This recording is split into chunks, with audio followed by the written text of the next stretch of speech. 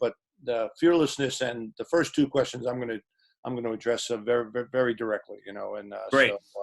First, I just want to say it's a pleasure for me to be here. I'm happy to be a part of this, and there's a sense of community in our sport that I simply don't take for granted. I never have, and I do think it's special. And to be able to pitch in here a little bit and spend a little time with you guys is a real pleasure for me.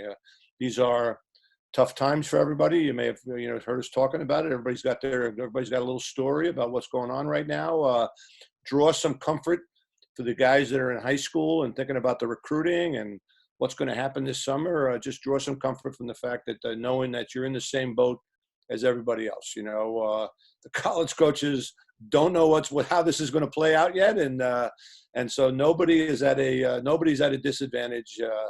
And the key here for some of you guys is that especially if you feel like I'm not as big as some other guys on the team, or I'm not as fast, I don't have some of the physical tools, is that what you can be is that you can be the smartest and you can be the hardest worker, and now is the time to try to get a little bit of an edge, by outworking the people around you. And, whether you are able to get outside and get on a ball with a ball on a wall, or, being able to, get some lifts in or train or whatever you're able to do, at some point, when this door gets opened, you just want to be prepared to put your best foot forward. And so this is an important time for you guys now.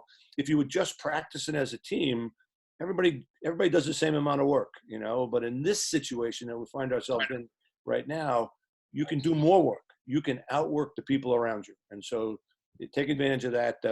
So that when things do loosen up, you're ready to roll. I'll start out, I'll talk a little bit about my own background. I grew up on Long Island. I was the first generation of my family to go off to college, and both my mom and dad's side, either side of the family. And strangely enough, my town didn't have lacrosse. And so there was great lacrosse all around me, but my town didn't have it. And so I never played it. And I actually never saw it until I got to college. I got recruited to Brown University to play football in the days when you had to play on freshman teams in your first year. And I happened to be I went to Brown, happened to be the captain of the freshman football team. And, and I was a little bit the way a lot of young players are, whether you're in high school or college. I found myself a little bit lost academically and a little lost socially, but I was most comfortable over on the athletic side of things. So when guys were saying to me, why don't you come out for lacrosse, Dom? I was curious. Having grown up on Long Island, I'd heard of the game, even though I'd never seen it. And so I decided to go out for it my freshman year. So here's a kind of a silly freshman, a silly, naive college freshman makes a decision to go out for lacrosse, changes the rest of his life, and so if we would take notes here, what I would be suggesting to you is that the first lesson, just my being here in front of you all tonight, is an indication that you just never know, and anything is possible, and if you put your mind to it, you can make things happen for yourself. And for me, when I started playing lacrosse, it sounds like I'm making it up really, but it's almost like the first time I picked up a stick, I just fell in love with it. And it almost is to the point where I felt like this is exactly what I'm supposed to be doing. And so for me, I immediately wanted to be known for being more than just an athlete. And so, literally the wall and the ball every single day. I'm in an Ivy League school.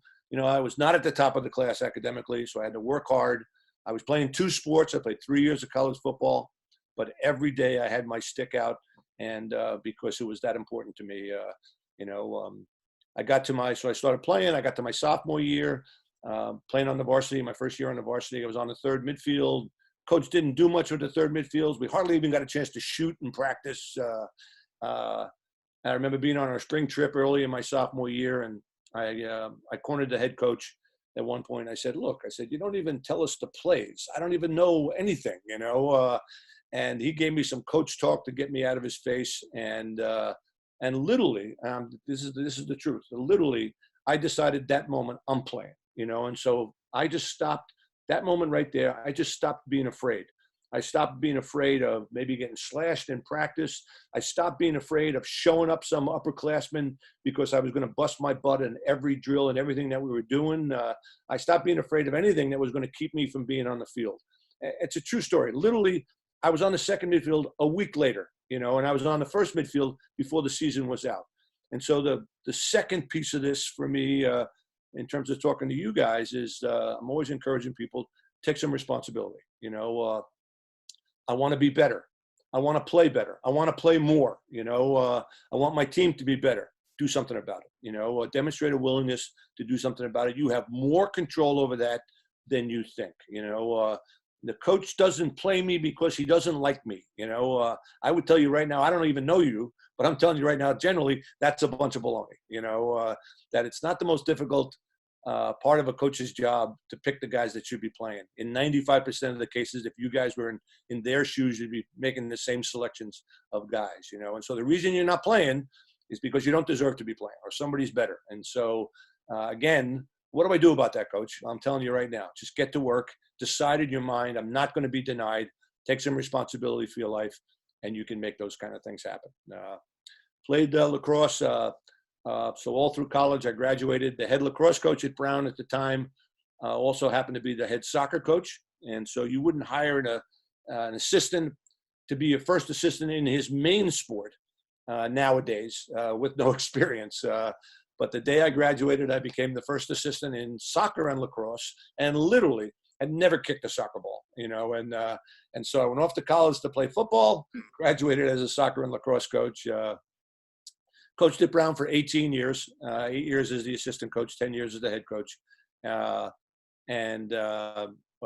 We went to the University of Virginia in 1992 after 18 years coaching at Brown. Virginia at that point hadn't won a national championship in 20 years. It had been 1972 since they'd won their last one. And clearly that was the charge, is that they wanted me to be the guy that was going to do that. We hadn't won a national championship at Brown, but clearly that was what we needed to do. Then my next year, my first year as a head coach at Virginia, we had a pretty good year. Got to the playoffs, won a playoff game, got knocked out in the quarterfinals. The next year, we get beat badly by North Carolina late in the season in the ACC tournament. Are sent to North Carolina in the quarterfinals, in the days when the quarterfinals were on home sites. And we beat Carolina in the quarterfinals. We played the number 1 seed in the semifinals. We're down 5 goals in the fourth quarter and 2 men down, and come back and beat Syracuse in 2 overtimes, get to the final game, down 3 goals in the fourth quarter, tie the game up, send it into overtime, lose to Princeton in overtime. Walking off, it's only my second year at Virginia, walking off the field thinking, hey, we're going to win 100 of these things. This is easy. We get back to the Final Four. The next year we don't win. We get back, it's not my 4th year. We play through the finals again. We're down, similar situation. We're down 3 goals in the fourth quarter, come back, tie it up, send it into overtime.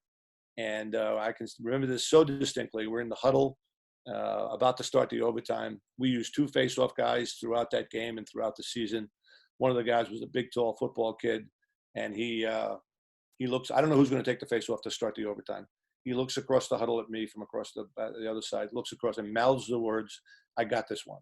And the truth is that I felt like, at that moment, okay, it's been 24 years, Virginia hasn't won. We got this one now. What better reaction could you ask for from a young man than that reaction at that moment? And so we go out to take the face-off. His boy's name was David Wren, and I give him a lot of credit for what he did. We go out to take the face-off in the overtime. David couldn't have lost that face-off any quicker had he just taken the ball and rolled it to the Princeton guy. And ball found its way to Jesse Hubbard's stick, first time, back of the net. We lose the championship again. And so what I'm beginning to appreciate is, it's hard to win. You guys, you want to win. You want to win a club game. You want to win your high school league. You want to win a summer tournament. You want to win a national championship. You want to, whatever it is, a lot of people are working at it. It's hard to win. I think of Bill Belichick, who almost got run out of Cleveland, before he wound up with the Patriots, and Tom Brady, who was drafted in the last round, who wound up as the quarterback of the Patriots, obviously. And, when Maryland won a national championship in 2017, it was now this is Maryland, in the state of Maryland with all that recruiting, part of the ACC for most of that time.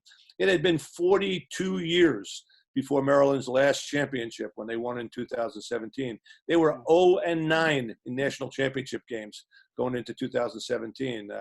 And so, you persevere. You keep it. There's no deserve. David Wren with that reaction for that face-off, he deserved to win that face-off, but he didn't win it. There's no deserve. You make the play that wins the game or you don't. And so you're left with trying to figure this out. When you're thinking about your coaches and what do they spend their time doing, and what they're trying to do, what they're doing all the time is trying to invent a better mousetrap. How do I do this better? Better practice plan, better extra man play. Who do I have to recruit that's going to get me over this hump so we can get this done, this thing that we all want to do so badly, The year after that second overtime loss in the final game, we don't win again. The year after that, we don't win again. So now I've been in Virginia for 6 years, and we've been close, obviously, but we haven't won yet. And so you're wondering, what do I got to do here? And so it's the summer of 1998. And if you can appreciate how hot it can be in Central Virginia in the middle of July, I'm sitting in my office. I can see the practice field from my office. And in the middle of July, there's a young man running up and down the practice field, holding a 45-pound plate above his head. And that young man happened to be a guy that was going to be a senior on that team for us in 98, 99, that 98, 99 season. His name was Tucker Radebaugh.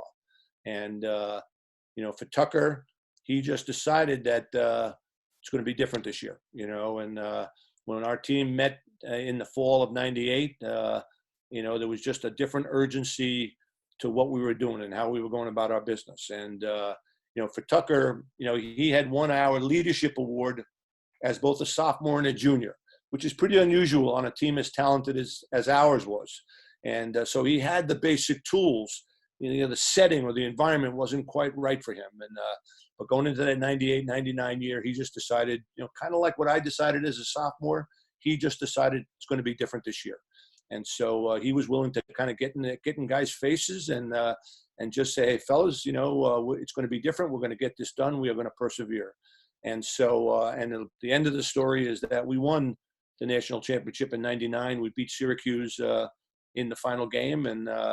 And so when I look back to the keys to what it is, I think back to Tucker and the teams I've had, when people ask me about the common denominator for the best teams, and the best teams don't necessarily have to be championship teams in every instance. It's about playing to your potential, having one of those special seasons where know that you played, close to as well as you can play. Sometimes, like in the case of a University of Virginia, we get that. If we reach that point, generally we are in competition for a championship, but it doesn't have to be that. When people ask me about the common denominator of all those successful teams, I always say to them, the common denominator is internal leadership. The coaches of your teams, of your club teams and your high school teams, they're going to be a pretty consistent presence in your life. And what oftentimes defines the differences in the quality of a season is the characteristics of the guys in that locker room, and so when I think about Tucker and some of the other guys that I've had, we may talk about some of them as we go on here, but as I think about Tucker and some of those other guys that I've had that have been the linchpin guys during those seasons, I was out in Missouri a couple of years back, Missouri Country Day School. Coach out there is by the name of Andy Kay. He's got a nice program, and I spent a couple of days with them. And a young man, I was talking to the team, and a young man came up to me and asked me about. He said, "What's the key characteristic of individual leadership, outstanding individual leadership?" And I think a couple of different words could have applied in that instance, but the word he put me on the spot, and the word I chose.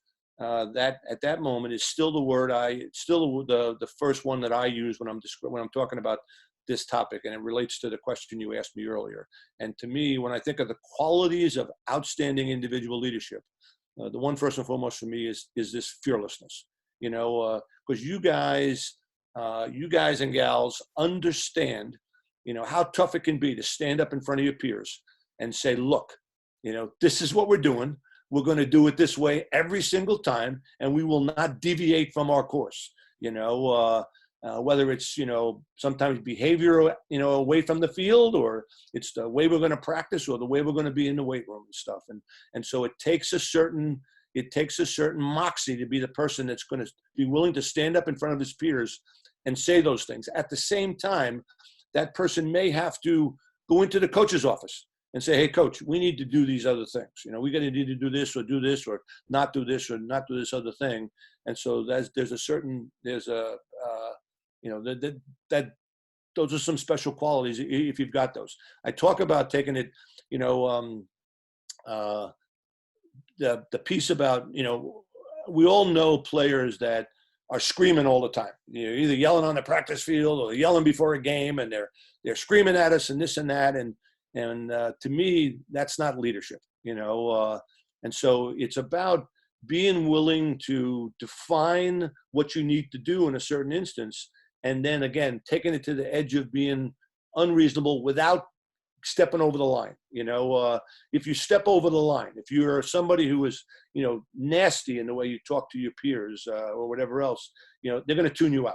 And so you just can't have that. And so you got to be willing to go to the edge, but you got to know where the edge is and not step over the edge, because it's important that your teammates and your peers are still willing to listen to you. And that's very important. The second one is selflessness. I purposely don't use the word being unselfish, because there's an element of selfishness in athletics that's real and valuable. We see the Michael Jordan series that's been playing on Sunday nights. Hey, I want Michael Jordan to want the ball late in the game. I want him to go find the shot. I want Steele Stanwyck to get, find a way, find the situation late in the game. And so it's not that, but it is a selflessness. If you wake up in the morning and your first thought is, how can I help this team be better today?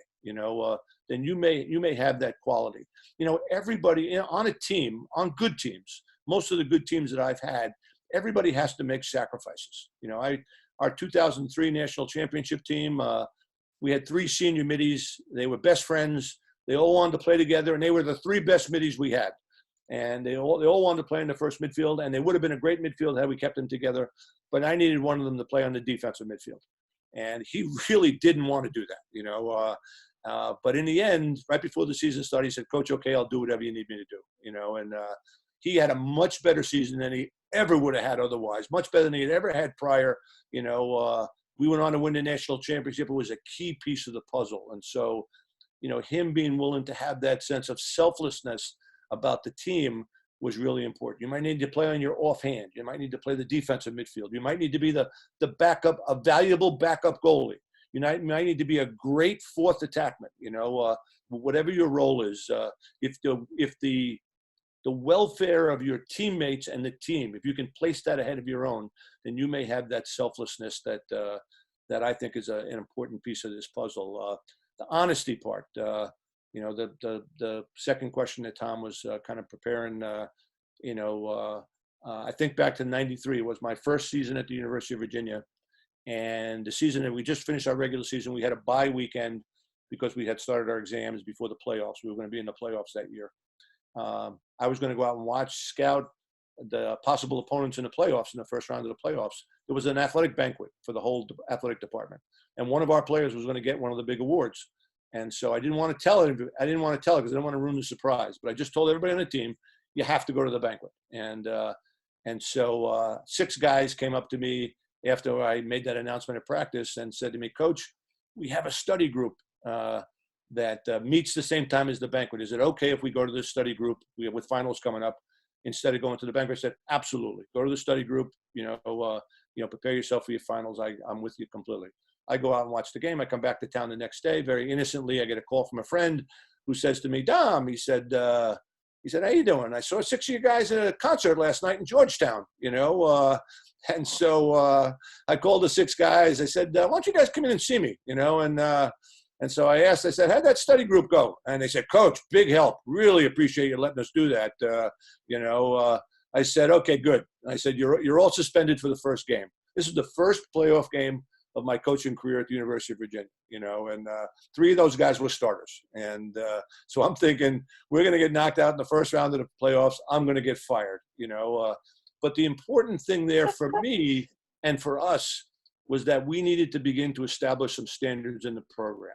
And the most important standard for me is truthfulness, is being honest with each other. You need to be able to count on me. When I say to you, here's what the scholarship situation is going to be, or here's where we are, or this and that, you need to know that I'm telling you the truth. And I need to know, the same from you. I'm not sure I consider anything more important. To me, honesty is the glue that kind of holds this together. When people have asked me, what happened to your teams that didn't have great seasons, that didn't accomplish the things you wanted? Generally, there was a distrust amongst the players on the team. They didn't trust each other, and generally it's related to honesty. You want to be that leader. When Johnny Jones comes up to you and says, coach hates me, that's why I don't play. You don't just go along because that's easy to do. I'm telling you right now that Johnny Jones, whether it's a week from now or a month from now or a year from now or 10 years from now, at some point, he's going to respect you more for telling him the truth. It doesn't mean you have to get in somebody's grill every single day. But when somebody says something to you like that, or says something that's not true, you're saying, hey, go back and talk to coach again. Or I agree with coach. Go talk to him. Let's go talk to him together, whatever it's going to be. And so I think that piece of that puzzle, that honesty, is really, really important. Overall, you got to be a hard worker. You don't have to be the strongest guy or the fastest guy. You don't have to be the best player. Tucker Rada-Ball was not the best player on that 1999 team, but he was the hardest worker. And so you want to have some moral authority in the weight room or on the practice field. You want to be able to turn to your teammates and say, hey, we got to work harder. They got to be able to look at you and know that you are busting your butt every single time. And so it's really important to do that. Again, I tell the story that 2003 national championship team for us. The best player on that team was a fellow by the name of Chris Rotelli. He won the Tuarathon Award that year. He was a first-team All-American Midi as a junior. He was like 35-5 as a sophomore, similar statistics as a junior.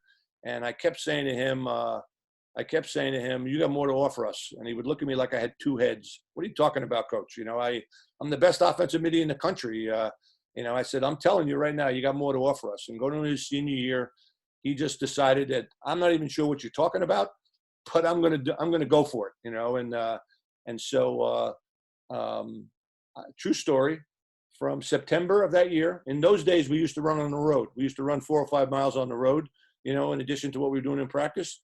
And from September until the national championship game in May, Chris Rotelli won every run at every distance, whether it was a 5-mile run or a 40-yard dash. And so the old adage is that, when your best player is also your hardest worker, you like your chances. That applied to us in that situation. So Chris Rotelli, who happened to be the best player on that team, also was the hardest worker. And so it was hard, not to be busting your butt when you see him doing that. And he served that role for us in that situation right there. So again, you don't have to be first, but your effort has to be first. The same goes for self-discipline.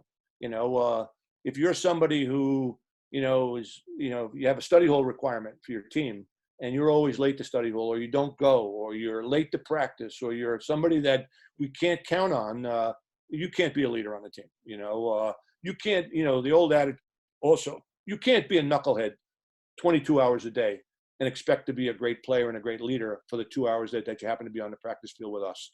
You need to reinforce those habits all the time. And again, I need somebody who is going to, be able to say to somebody else, hey, you need to shape up. If coach has to suspend you because you missed study hall, suspend you from practice, you're hurting the team, and that's not going to be acceptable. So you need that So you're a hard worker. You need that self-discipline. There's an element of toughness involved. Again, I'm not talking about knocking somebody's head off or being mouthy or anything else. To me, the trademark characteristic of toughness, and all of us as athletes want to be known as tough. And the trademark characteristic of toughness is consistency. And so you're going to be the guy that's going to be out there doing it the right way every single time. As much as it pains me to give credit to anybody from Duke, if you know the name Jay Billis, Jay Billis is an ESPN basketball commentator, and this is really hard for me to imagine that a Duke basketball player could write a book whose title is Toughness, but he wrote a book called Toughness, and I read the book, and one thing that he wrote in there that really resonated with me was that he talked about toughness being defined as a willingness to communicate, which I really like that. I really like that definition. Yourself, especially for guys that have played defense, coaches are always talking to you about you got to talk more. You got to talk more. You got to give us more that way. But it applies all over the field. And so, I was not a great leader, frankly. I was a good player. But when I look back at my career, I reveled in being the strong, silent type. And, you want to be that leader. You want to be the guy that lifts your peers. Then you need to be willing to talk to them a little bit. Sometimes it always has to happen on the field, in the midst of the play. Sometimes it has to happen in the locker room. You don't have to be a big yapper in the locker room. You don't have to be somebody that's, in guys grill all the time or talking all the time. But there are moments when the right thing needs to be said. And if you're going to be that guy for us, you need to be willing to step up and say that. So those are the pieces of toughness that I see. And then the last one, which may be a little out of character or a little strange for you, is a resilient spirit. Having a resilient spirit. Again, you want to be the leader. You want to be the guy that people are going to follow. You need to do it with a smile on your face.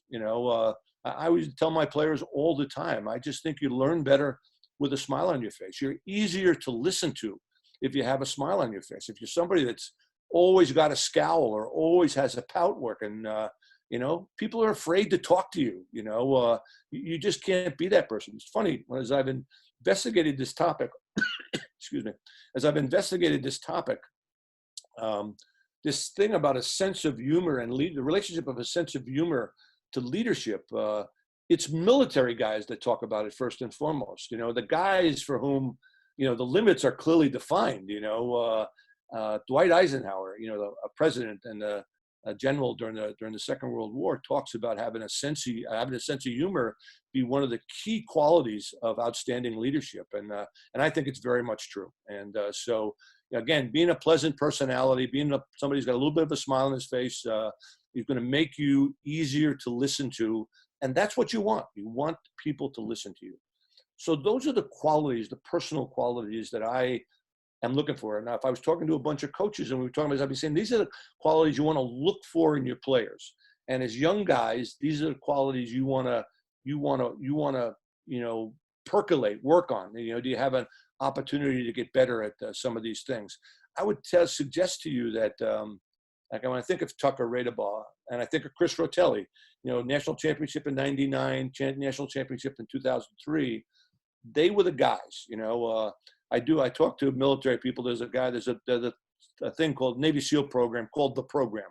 And the leader of the program, they'll come in and work with an athletic team for a day or a day and a half. And they get great information. But the leader of that program is a guy by the name of Eric Kapitulik. And I've talked to Eric's an old friend, and I remember asking him a ways back about how many captains can you have or should you have on a team? And he would always say one. You can only have one. You can only have one leader. And I would say, Eric, I don't think that works for us. I said, I understand why in your business it works, where, look, the signal is clear. Keep your head down. If you pop your head up, you're going to get your head blown off. It's very clear.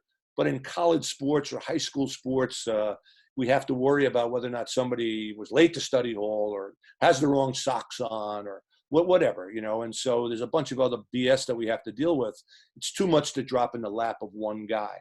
And so there can be other leaders. But I would suggest to you that there only needs to be one, one guy fully committed to the goal can lift the entire team, and so we're always looking. So when I'm talking to, I've had dinner with the captains or the leaders on a particular team, I'm always talking to that group of maybe 3 or 4 or 5 guys. I said, just make sure that you guys aren't guilty of letting the ultimate responsibility kind of dissipate here, and nobody really steps up, and the buck stops at my desk. I mean, essentially, somebody's got to be willing to take that. And every team I've had, has that internal leadership, either that one guy, or it's harder to have 5 or 6 or 3 or 4 or 5 or 6 guys on the same page.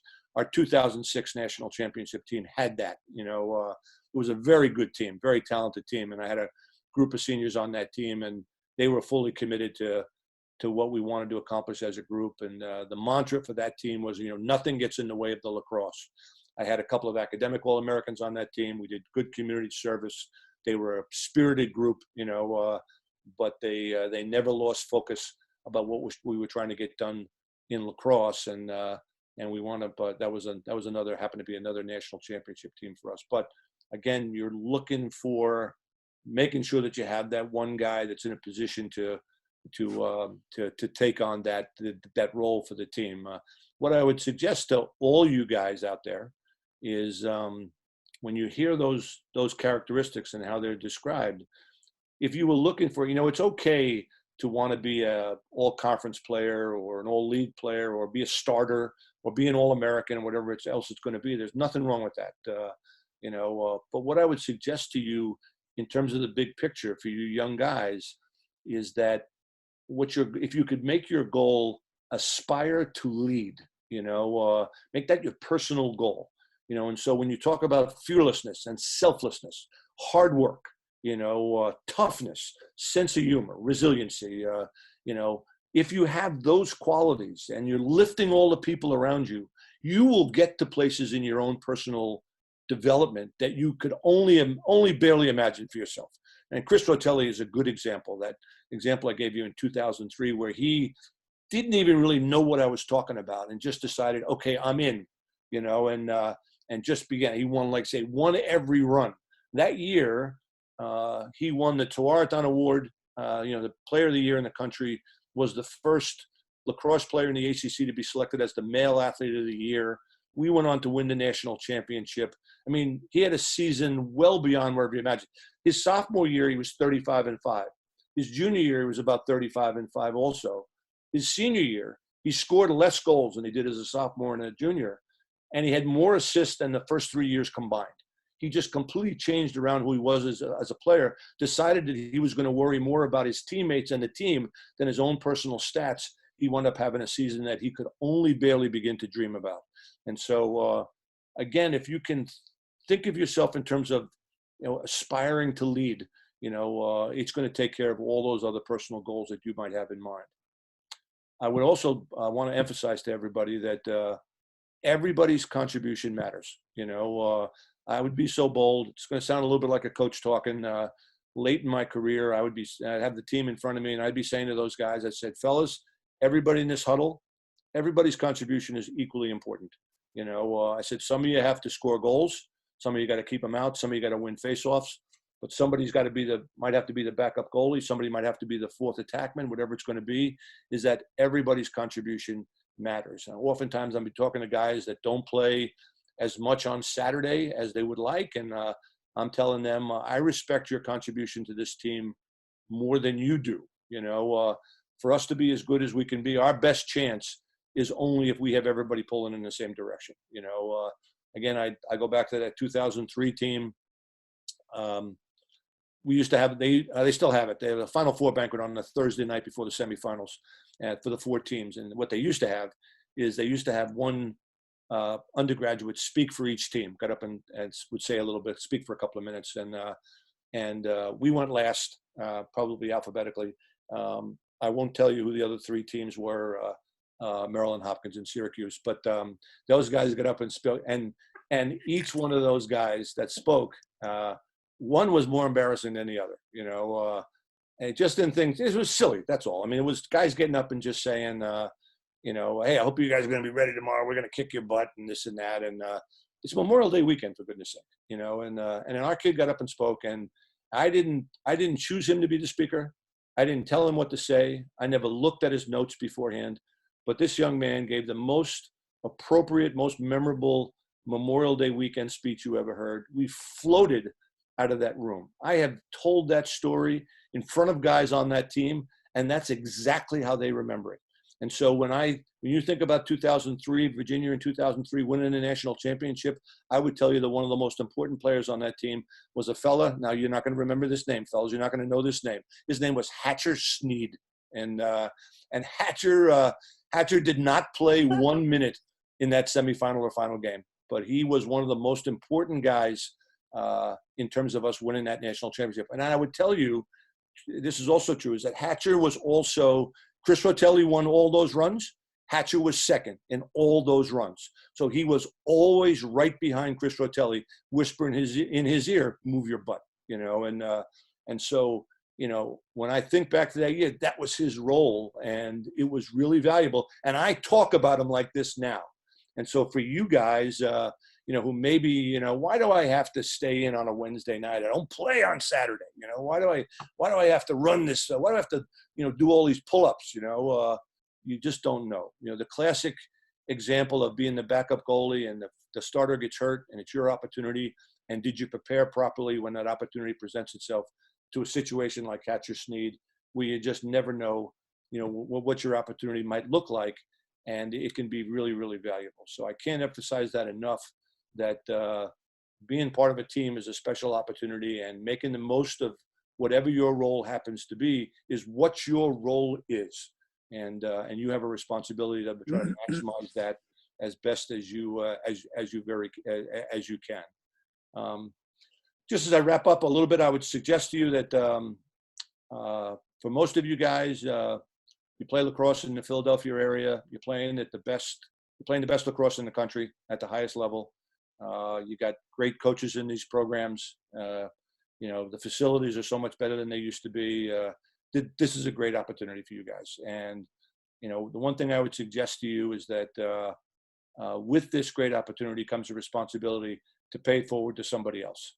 And, a program like Headstrong, I can't imagine that you're not involved with community service. And I would suggest to all you guys, you won't realize the significance of your influence on the young people, on the people around you, and look for opportunities to share that with somebody else. You can make a real difference. I would tell you at this point in my life, when I look back at things, I do these kind of things, because it makes me happy. It makes me, it's the thing I enjoy doing the most of all, to offer some people, whatever value my experience might have. And I'm not telling you this to make stuff up. This is the stuff that brings you the greatest satisfaction in your life. And then finally, I would just suggest to you, the way I kind of always end this up when I tell people, I coached in college for 42 years. If I had to sum it up in a sentence, what I did for all 42 years, it was convince groups of people like you guys that it's worth doing. That for your team to be special, to have one of these special seasons, going to require some sacrifices and some commitments on your part. But whatever it is, I'm telling you right now, it's worth doing. In your lifetime, I was talking to the University of Pennsylvania guys before this virus hit, back in January or February. The head coach there was formerly worked for me as on my staff, Mike Murphy, and I was talking to those guys, telling them, I said, you guys, you guys are going to have great lives.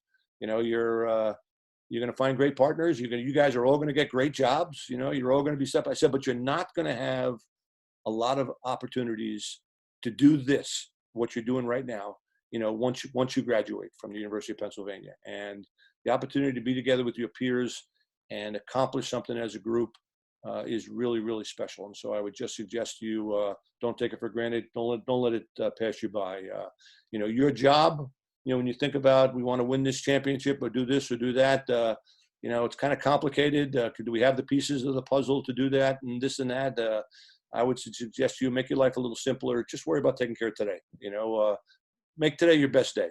And then tomorrow will make tomorrow a little bit better. And if you do that, then you'll be positioned as best as you can be when that opportunity presents itself for you guys to perform as a team, as a group. And so why don't I leave it there with that, and and then we can talk through some more questions.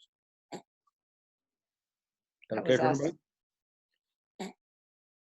How are we doing for time? I did okay? We're still good on time. Good. Does anyone have any questions for Coach?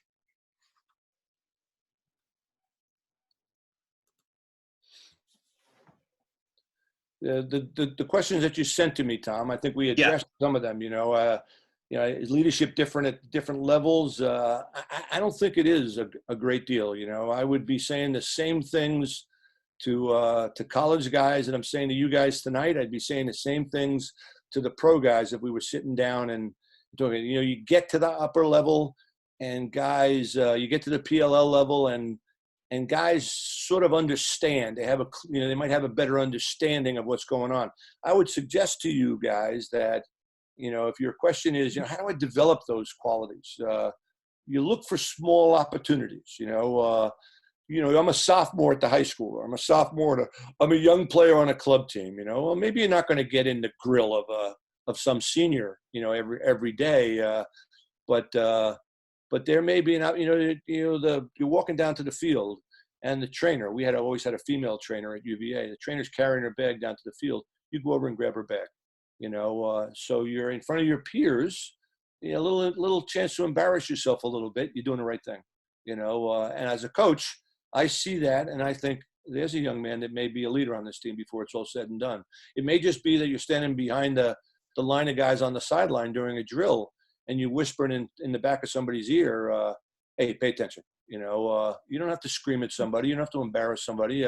Little things, you look for little opportunities to reinforce the things that we're talking about.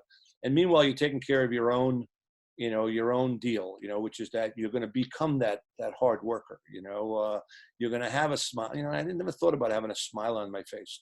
When people ask me about who plays early in their career, we had a guy who has actually coached at Haverford for a couple of years, who actually lives in the Philadelphia area. Still, Doug Knight played for me. He graduated as the all-time leading scorer here at UVA. He was from a private school in New England. He had the most, pleasant personality on the field, always getting knocked to the ground, always bouncing back up with a smile on his face.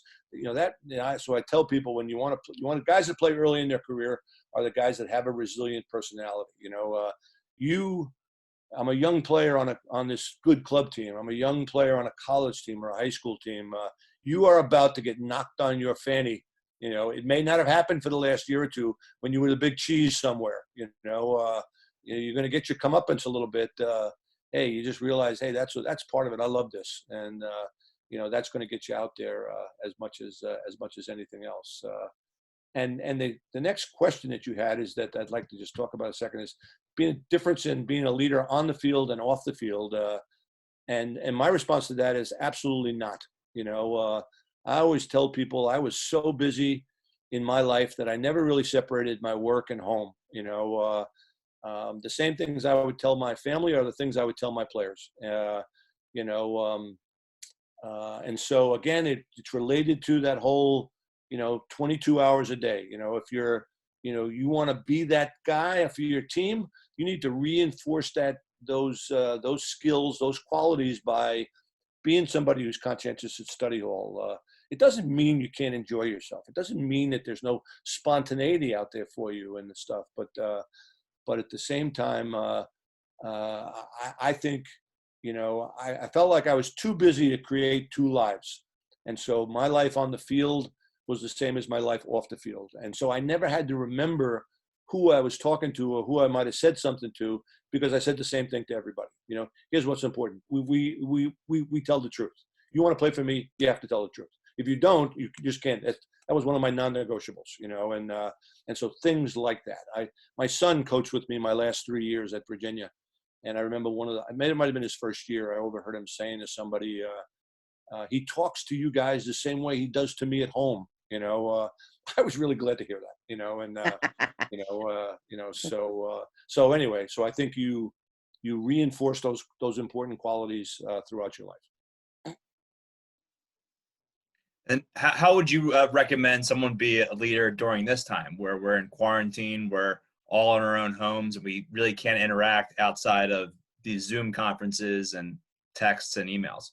Yeah, well, like I say, I don't think you have to be, most good leaders are not what I would describe. I wouldn't describe them as overbearing, and so again, first and foremost, you walk the walk, and so you're taking care of your own house, but again, things that we talked about a little bit before, I'm calling up Tom Simmons. Hey, Tom, did you work today? Or maybe the two of you have a little competition. You initiate that. Maybe it's a little wall ball competition. Yeah, I did 100. I did 500 today. You know, you might be a person who. Maybe you formulate a question on one of these Zoom calls. One of the ones you have going forward. Again, it doesn't have to be too much. And I'm a big fan of spontaneity, and so I don't like things to feel forced. I want them to come to you naturally. But at the same time, as a coach, you're looking for, when you see those qualities in one of these guys, you wanna nurture those qualities. And as a player, I'm thinking, okay, Coach Starsia was talking about, do I wake up this morning thinking about what's best for the team, or how do I help Tom be a better player? Am I working hard enough? So that can I turn to anybody on the team and say, we got to work a little harder? Are you the hardest worker on the team? Those kind of things right there. And then if it's meant to be, it will come to you. Believe me. But I do at the same time, I think you can grow leadership skills the same way you do other skills. And so you look for opportunities to give players, put their players in an environment where they can express those skills. We had a couple questions come in through the chat. Sure. First one was, how do you prepare when you are the underdog? Well, the key piece of in almost any level, even in the college level, even in the PLL level, players don't generally have enough confidence. So a lack of confidence is often an issue. And to me, having genuine confidence, not this sort of mouthy bravado, but genuine confidence comes from two things. One is having done something. I know I can do that because I did it before. And then the other one comes from, in a situation like what you may be describing. Geez, we've never beaten Lower Merion. We need to beat Lower Merion. Okay, then you need to be absolutely prepared. Confidence comes from two things: having done things, and in all knowing that you're absolutely prepared. And then again, I would suggest to you, you're the underdog. You're trying to get guys to relax a little bit, and what your focus is, look, we're going to play our best. Here's all I'm asking you to do, fellas, is play your best game. I don't need 110%. I don't need the baloney of 110% or anything else. And just give me. And so for players, there's a sense that I can manage that variable. I can play my best. Maybe I'm giving. I'm telling you, spend some time with the game tonight. Go out for a walk.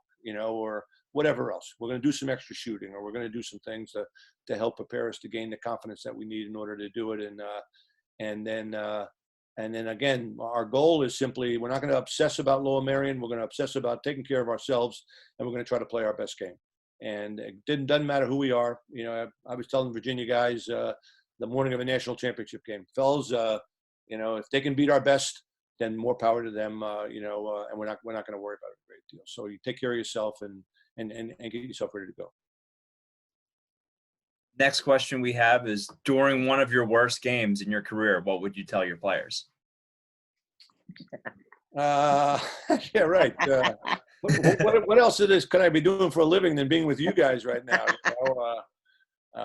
I was, somebody was doing a talk the other day. Somebody did an interview with me about in 2009. We played Maryland in the regular season. We wound up beating them in 7 overtimes. And Coach Cottle and I both used every timeout through the first 6 overtimes. And it was one of those late timeouts in that game when, when I forget if we were on offense or defense. I don't remember which guy, but I was finally just saying to the team, look, fellas, whatever I told you the last time, do it better this time, okay? So you're just doing the best you can. I would, when I'm talking to coaches, I'm always talking about the value of speaking to people in a positive way, so generally, we're playing our worst game. Generally, guys are not trying to do that, even though it feels like they are sometimes, you're always just trying to manage the moment. Okay, fellas, look, we got 10 minutes to play here. Let's do something in these last 10 minutes. We got 5 minutes to play here. Let's try to do something in these last 5 minutes, and we have no time left. The game is over. We were horrible, boys, but let's be ready to get out on the practice field again on Monday. In 2011, we won a national championship, and in the middle of that season, we lost to Duke twice in a row. We lost to Duke twice in a row. We got clobbered by Duke twice in a row. We had 5 losses. We had 1 game left in the regular season, and I had to dismiss the 2 best players from the team. My best defenseman got hurt and was out for the season, and so we were a floundering ship. And again, the answer to your question is, maybe that the captain of that team walked in my office, and when I dismissed these 2 young men from the team, he said to me, I didn't know if the team was going to be upset that I hadn't done it sooner, or that I had done it at all, or how they felt about it. And he just came into me and said, I know how hard that was for you. I just want to let you know that we're with you and we're ready to go. It's like, okay, what does that mean? I don't know what that means exactly, but that was exactly what I needed to hear at that moment. It's exactly how the team needed to feel. We went on and won the national championship, and the most unlikely. We won the championship. It was the most losses that anybody had ever had to win a championship. And when at that moment, when that young man came in to see me, national championship was not on our mind. I was just trying to imagine how we could get to tomorrow. So I would suggest to anybody that, we have 1 game to go in the regular season. It's not too late. Our last game of the season is tomorrow. It's not too late. It's halftime. We were terrible in the first half. It's not too late. It's never too late to get it right. So what you're trying to do is make your best effort in order to try to get to that place where you feel like, okay, we made an honest effort here, and maybe we fell down, but at least we were together. We were together trying to get this done. You mentioned earlier in the conversation the importance of trust in regards to leadership. How do you build trust with your players and assistant coaches and the rest of the program? I was always somebody. My credos were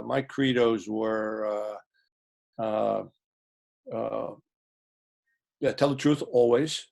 When people ask me, what was sort of how do I define myself? I told people I'll be honest, I was going to work hard, but the other part of it is that in terms of the success, when I'm talking to coaches, I'm always saying success is surrounding yourself with good people and then creating an environment where those talents can flourish. And so surrounding yourself with good people and then trusting them to do their job, and so there's a certain level of nurturing and education that has to go into that. You might not hire somebody and just, turn over the offense or the defense and turn your back. But I would also let people work through situations at times, and maybe we take a little knock here so this guy could figure out for himself that we needed to be doing this other thing, and not always be giving people the obvious answer. And so creating in your people around you a sense that they know that failure is an option, that we don't be afraid to fail here. Let's try to make this play. I'm not going to bench you because the ball happens to go astray, or we make a bad decision or don't make the right call on a certain play. So players need to, they need to earn my trust. But at the same time, once they do that, I want to make sure that I demonstrate to them that they have that, and I'm going to depend on them to make some of those decisions. I tell the story all the time when I you're developing a program, you decide the qualities that are important, the values that are important. We'd have a ball hunt at the end of practice. Invariably, when I say, okay, fellas, we got to get the balls, I would look over, and 2 fields over would be a first-team All-American looking for some balls. And meanwhile, the freshmen are standing in a little gaggle by the ball bag, talking to each other about how great they were in high school, and so eventually, they would get the message. They would see the seniors and the All-Americans, chasing the balls and getting the balls and carrying the bags and not being afraid to help the trainer and stuff. And then that's what you're sort of hoping to build a program in, is that, and that you get some help from your guys in terms of having those values grow and be engendered in the people that are in your program. Okay, Coach, we have time for one last question. How do you teach or express equity for all when players won't buy in? Well, there is no real equity for all in athletics. You've heard people say it's not really it's not a democracy, and you're going to treat people differently.